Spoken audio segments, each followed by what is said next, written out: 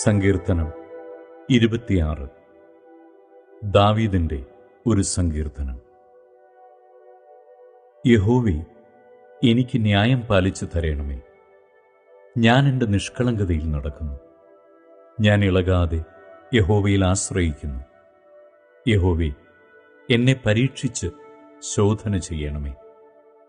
എൻ്റെ അന്തരംഗവും എൻ്റെ ഹൃദയവും പരിശോധിക്കണമേ. നിന്റെ ദയ എൻ്റെ കണ്ണിൻ മുമ്പിരിക്കുന്നു. നിന്റെ സത്യത്തിൽ ഞാൻ നടന്നുമിരിക്കുന്നു.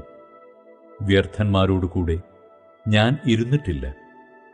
കപടക്കാരുടെ അടുക്കൽ ഞാൻ ചെന്നിട്ടുമില്ല. ദുഷ്പ്രവർത്തിക്കാരുടെ സംഘത്തെ ഞാൻ പകച്ചിരിക്കുന്നു. ദുഷ്ടന്മാരോടുകൂടെ ഞാൻ ഇരിക്കുകയുമില്ല. സ്തോത്രസ്വരം കേൾപ്പിക്കേണ്ടതിനും നിന്റെ അത്ഭുത പ്രവൃത്തികളൊക്കെയും വർണ്ണിക്കേണ്ടതിനും ഞാൻ കുറ്റമില്ലായ്മയിൽ എൻ്റെ കൈകളെ കഴുകുന്നു. യഹോവേ, ഞാൻ നിന്റെ യാഗപീഠത്തെ വലം വയ്ക്കുന്നു. യഹോവേ, നിന്റെ ആലയമായ വാസസ്ഥലവും നിന്റെ മഹത്വത്തിൻ്റെ നിവാസവും എനിക്ക് പ്രിയമാകുന്നു. പാപികളോടുകൂടെ എൻ്റെ പ്രാണനെയും രക്തപാതകന്മാരോടുകൂടെ എൻ്റെ ജീവനെയും സംഹരിച്ചു കളയരുതേ.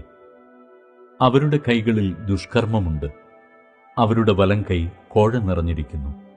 ഞാനോ എൻ്റെ നിഷ്കളങ്കതയിൽ നടക്കും. എന്നെ വീണ്ടെടുത്ത് എന്നോട് കൃപ ചെയ്യണമേ.